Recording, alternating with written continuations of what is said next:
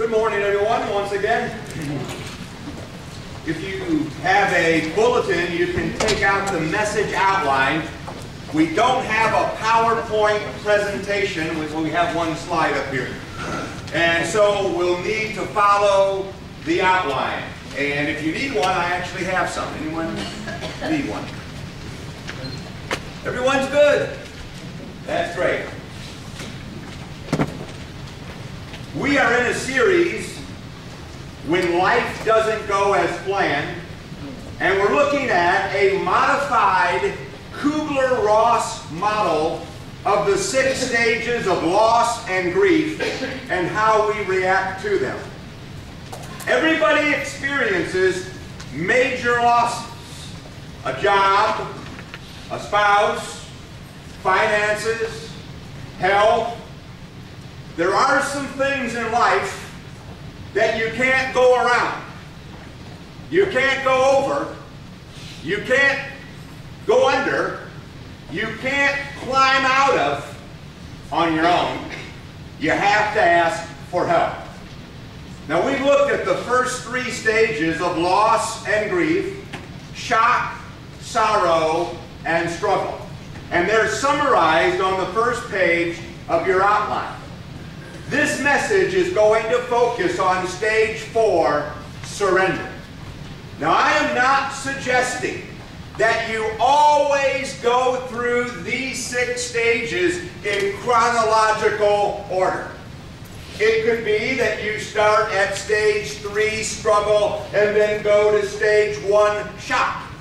It could be all 6 stages happen in one day. It could be that you experience only 2 of the 6 stages. It's important to understand that this model is not absolute science.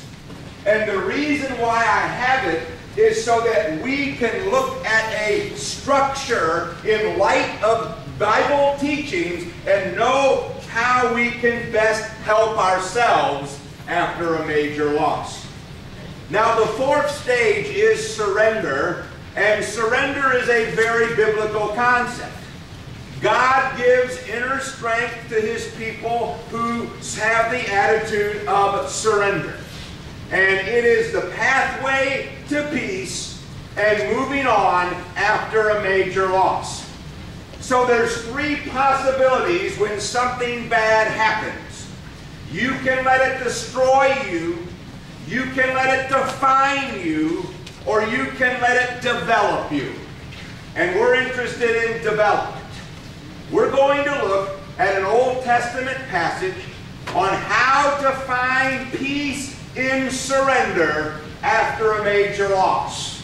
Now, last week, when we talked about stage 3, struggle, we looked at struggle in the life of Jacob, and we looked at that bizarre incident of Jacob wrestling with the angel, and in that event, we learned some things about our own personal struggles. Well, we're going to look at surrender in King David. Now, Romans 15:4 says this: everything that was written in the past, that'd be the Old Testament, was written to teach us. So you can circle that phrase, written to teach us. Written to teach us. Why do we have the Old Testament? Written to teach us. The Scriptures give us patience and encouragement so that we can have hope. So the Old Testament is more than historical events. It teaches us principles on finding inner peace through surrender. Now, King David is dealing with the loss of his son. And I'm going to set the story up by reading the first 4 verses. That will set the story up. And then I'll present the rest of the verses under 6 points. And so here's what's happened. David has committed adultery with Bathsheba. A stupid thing. I know it's wrong. I know it's a sin. Stupid thing. First of all, he's the king. He can have any woman in the empire he wants. So why does he have to take some guy's wife, right? So Bathsheba's husband was Uriah. Uriah, one of David's top generals. And Uriah loved life more, loved David and loved Israel more than his own life. He was a great general. And so David wants his wife, so he sets it up so that Uriah, her husband, dies in battle. And not only does he die, but a bunch of other soldiers die along with him. And so a child is born, and God says, the child that's born to your union is going to die. Basically, God says, I'm going to kill the child. So in 2 Samuel 12:16, David begged God to spare the child. He went without food and lay all night on the bare ground. The leaders of the nation pleaded with him to get up and eat with them, but he refused. Then on the seventh day, the baby died. David's advisors were afraid to tell him. He was so broken up about the baby being sick, they said. What will he do to himself when we tell him the child is dead? But when David saw them whispering, he realized what had happened. Is the baby dead? He asked. Yes, they replied. Now that's the background. The rest of the story I'm going to share in 6 points. 6 things David did in an attitude of surrender after a major loss. Is David going to let this destroy him, define him, or develop him? So number 1, and I have to give these to you because we don't have them on the screen. Step 1 in an attitude of surrender is accept what can't be changed. Accept what can't be changed. I'm going slow because I know you can't see it on the screen. Accept what can't be changed. That's the first step. The first thing that usually happens after receiving bad news is rejection. You make statements like, I don't believe it, it can't be true, this isn't really happening. Initially, we reject shocking news, and reality slowly sets in, and eventually we get to the point where we can't deny it any longer. So here's the application. Surrender is accepting reality. When we talk about the attitude of surrender, we're talking about accepting reality, accepting the situation as it is. 2 Samuel 12:22. David replied, I fasted and wept while the child was alive, for I said, perhaps the Lord will be gracious to me and let the child live. But why should I fast when he is dead? Can I bring him back again? I will go to him one day, but he cannot return to me. So what's going on here is that David is accepting what can't be changed. And this isn't something easy to do. If you have lost a loved one, at least for a while, you halfway expect them to come walking through the door. Now, acceptance doesn't mean that you stop caring. Acceptance doesn't mean that you stop hurting. And acceptance doesn't mean that what happened was good. It simply means that you know you can't change it. So I have a personal application question. What in my life is over that I need to accept? A job, a marriage, a dream. Maybe there's a dream and it's not going to happen. Maybe it's time for a new dream, new goal, a new vision. So step 1 in having the attitude of surrender is accept what can't be changed. Step 2. Remember, it's not the end of the story. Step 2. Remember, it's not the end of the story. Did everybody get it, or do I need to say it a third time? It's tough when you don't have it on the screen. I can only imagine. Remember, it's not the end of the story. When something tragic happens, you feel like it's the end of living and nothing good is going to come out of it. David focused on the hope of reunion.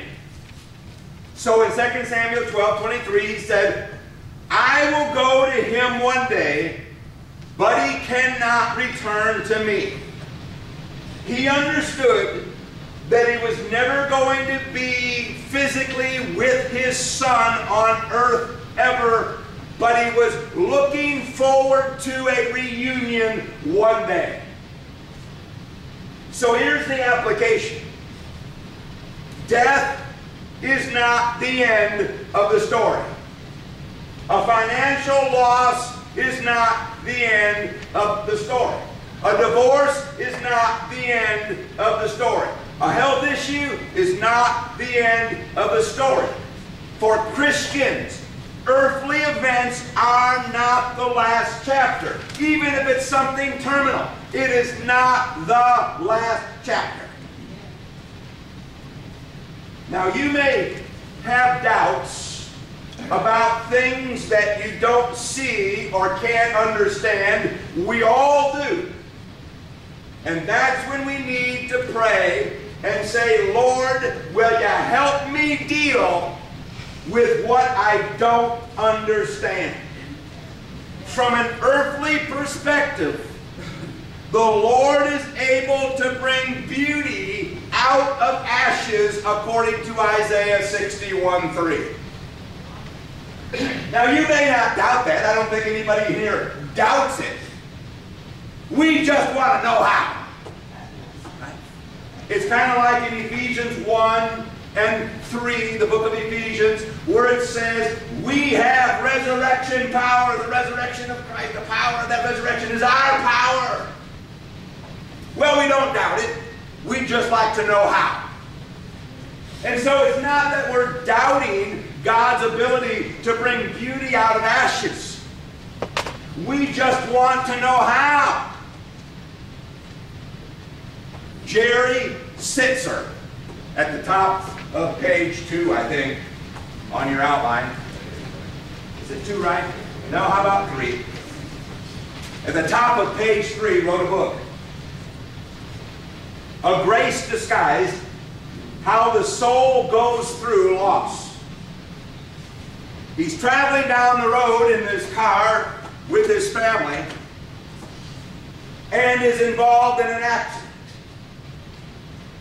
His wife dies, his daughter dies, his mother dies. He survives. How could he even begin to envision a future without his family? He said that they were in every thought, every day, every minute of the day. And in the book he says, it takes time to work through a major loss. And he said one of his biggest struggles was several months or even a year or more after the accident, that whenever he started focusing on his own life and he did not have his family in his thoughts, that he felt like he was disrespecting them. He felt like if he did not have his family in his thoughts, every waking hour, that somehow he was being disrespectful to his family. And then he couldn't get on with life, and it was tough. So how do you find peace in accepting a loss like David or Jerry Sitzer when you know the person isn't coming back, or the people aren't coming back? For one thing, you have to understand that earth is not the end of the story. For you, as a Christian, earth is not the end of the story. This is not the last chapter.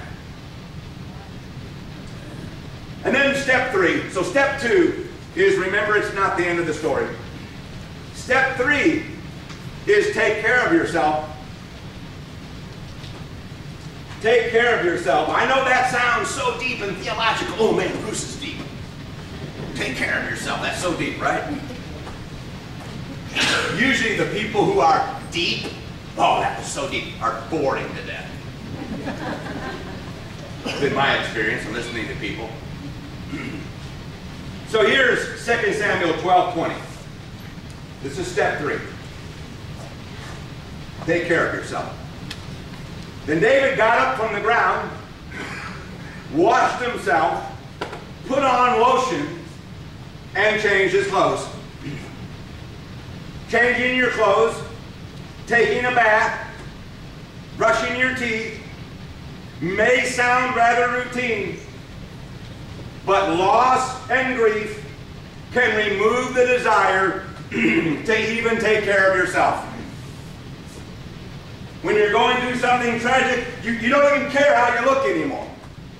Usually we're concerned about the social norm of appearance, but when you're struggling with a loss, you can care less how you look.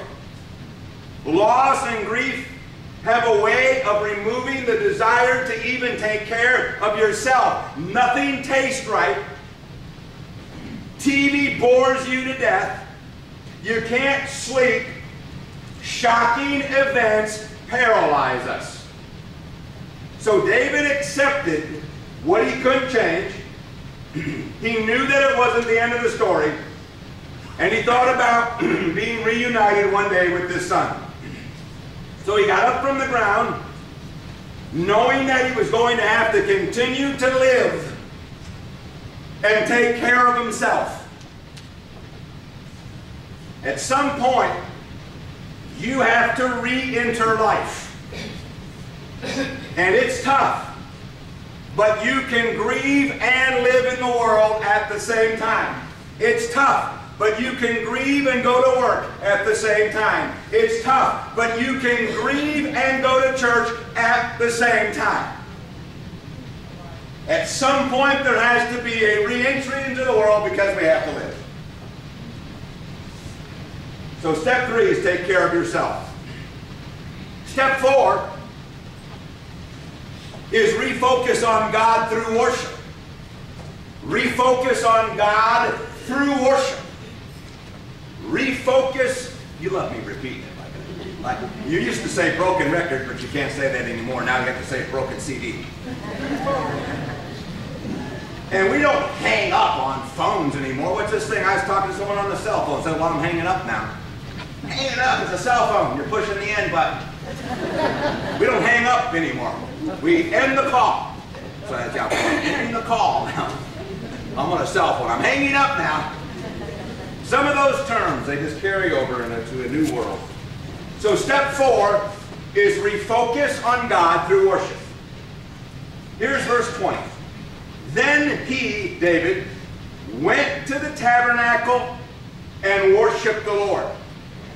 Psalm 73:16. I tried to understand all of this, but it was too hard for me to see until I went to the temple of God.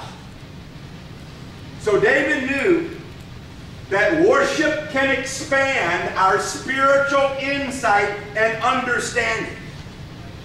And what is amazing is that David, in his grief, in his loss, headed straight for God's house. He did not turn away from God, he turned toward God. This is one of the reasons why the Bible says he was a man after God's own heart. I know he made a lot of mistakes, but he did a lot of things right.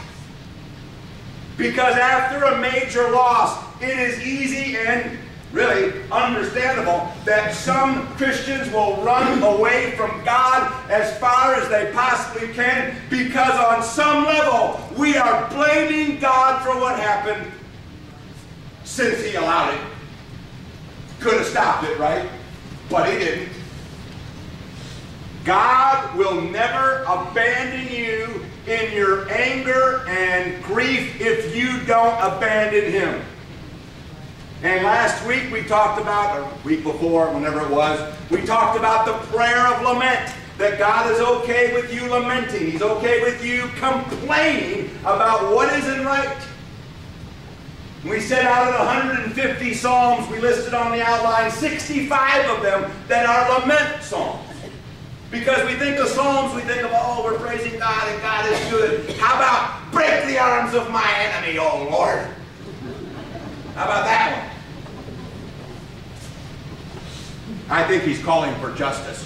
Somebody asked, can we pray for the arms of, can I pray for the arms of my enemy to be broken? Well, it depends on what the context is. If you're saying by that, Lord, I want justice, then go ahead with the broken arm prayer. Step 5, it's in the book of Psalms. Step 5, do something productive. This is step 5. Do something productive. Grief, did y'all get that? Do something productive. Grief often paralyzes us, and we get stuck, and we don't want to move, and you have to force yourself to take just a small step and start moving. Not easy. Not easy. It's tough. So in 2 Samuel 12:20, then David got up from the ground, washed himself, put on lotions, and changed his clothes. Then he went to the tabernacle and worshiped the Lord. After that, he returned to the palace and ate. He went to the palace because he is the king, and that is where he is most productive. David said, I'm going back to work. I'm headed back to work. And this is right after the baby died. So do you think David is over his grief? No. You don't have to stop mourning in order to start moving. You can mourn and move at the same time. You have suffered a major loss. Divorce, health-related. At some point, you have to take the first step. And that requires faith and belief in God that He still loves you and has a plan for your life. At some point, you have to say, I'm mourning, but I'm going to start moving. I'm grieving, but I'm going to start growing. I'm hurting, but I'm going to start healing. So do something productive. And then 6, this is a tough one. Well, they're all tough, I think. Number 6 is keep on loving even in your pain. Keep on loving even in your pain. This is very important because let me go back. Did you all get that? See, to me it sounds like I said it over and over, but if you're writing it, you may only have a couple of words. And say, well, I wish you would say it again. Keep on loving even in your pain. Now, the reason why this is important is because the natural reaction to hurt and pain is to pull back into a shell and say, I'm never going to love again because I never want to be hurt again. Sounds very logical and rational.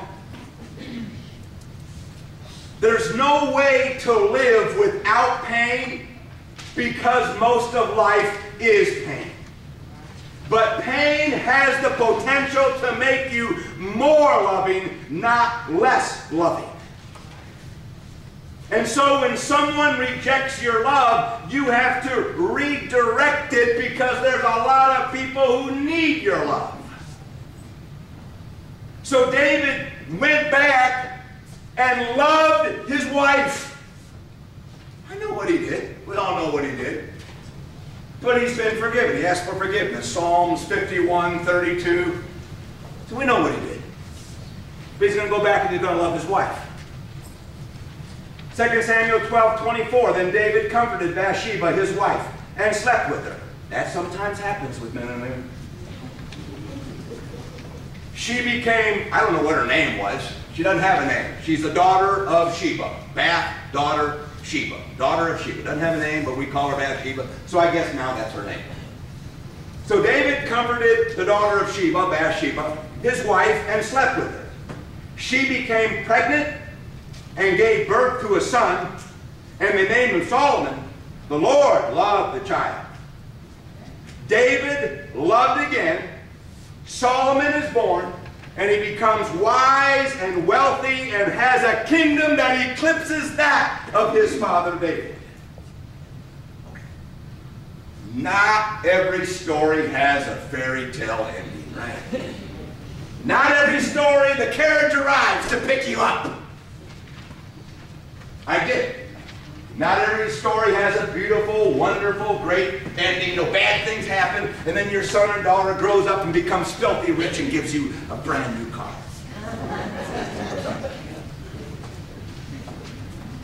But we're looking at the principle of the story that applies to us. Jesus knows what it's like to love in the middle of pain. It's called the cross. Jesus knows what it was like to keep on loving after being rejected, because he was rejected by many people, mostly the religious elites, during his public ministry.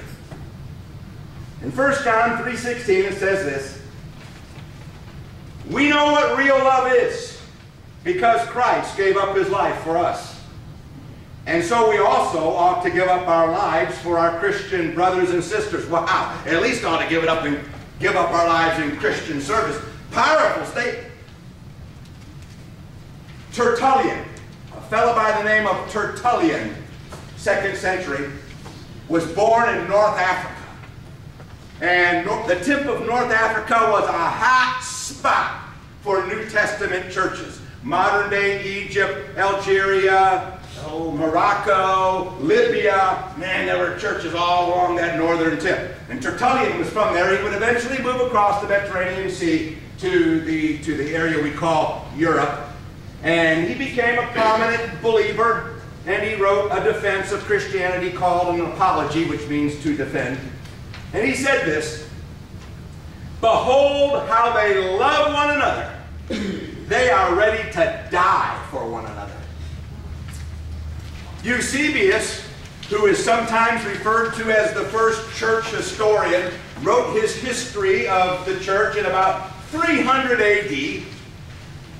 I mean, the history, you would think 300 AD is, man, that guy's almost back there. Well, he's still 300 years from the time of the New Testament church being established in the book of Acts.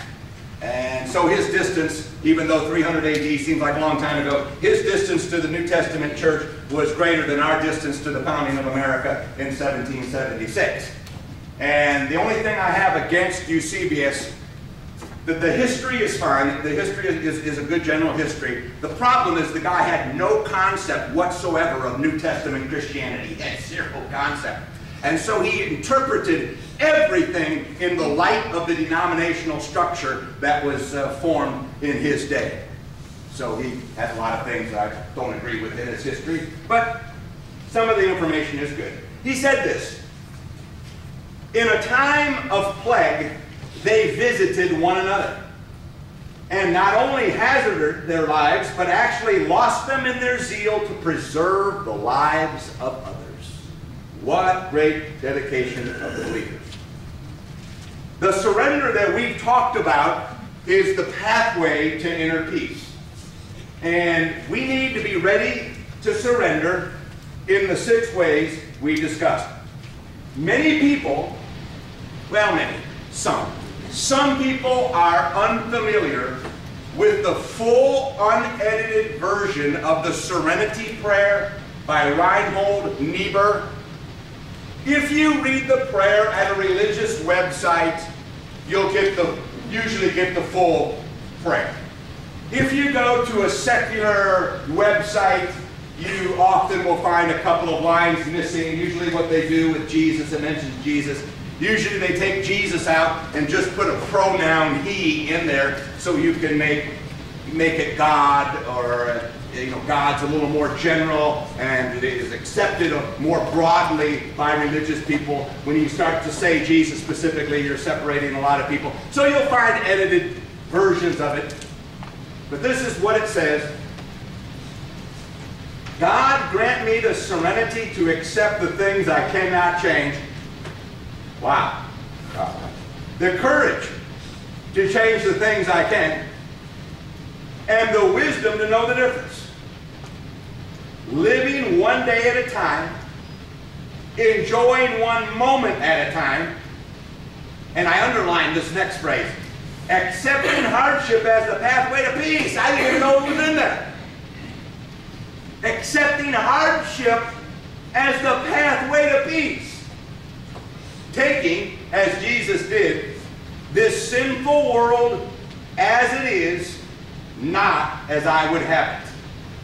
Trusting that you, God, will make all things right if I surrender to your will, so that I may be reasonably happy in this life. I love that phrase, and I have an upcoming series on how happiness happens, and I'm going to be using that phrase over and over again. We're looking for reasonable happiness, folks. I mean, if we're looking for every minute of the day, it's just like I'm at a party every minute of the day, that's not going to happen. We want to be reasonably happy and supremely happy with you forever in the next. Great prayer. Great prayer. We are very mindful of your struggles. We know everyone in here is either in a struggle, entering into a struggle, or about to come out of one. I think a lot of times it's all three all at once. You're in a struggle, you're about to go into another struggle, and you're coming out of a struggle. Life is a struggle. It's not easy. Jesus said, in the world you have trouble, but fear not, I have overcome the world. So we are to find something in Jesus, some inner strength that is going to give us the ability to keep going and be faithful no matter what. That's what the Bible is about. The Bible is not about telling you life is going to be pain-free. The Bible is about hanging in there. I will give you inner strength so you can get through it with your faith intact. Don't give up on me. I won't give up on you. That's the message. David did some stupid things. We all do stupid things, and we wouldn't even, if we spent 10 months going around here, we would have only begun to touch the hem of the garment of the bad stupid stuff we've done, right? But he did some things right. And if we will follow these 6 steps, these 6 attitudes, then I think it will give us the inner strength that we need to deal with the struggles that we are facing while maintaining our faith. So don't give up on the Lord, because he's not giving up on you. We're going to have an invitation hymn, and Hank's going to come up and lead us. And if you have a particular need, please tell us what it is while we stand and sing.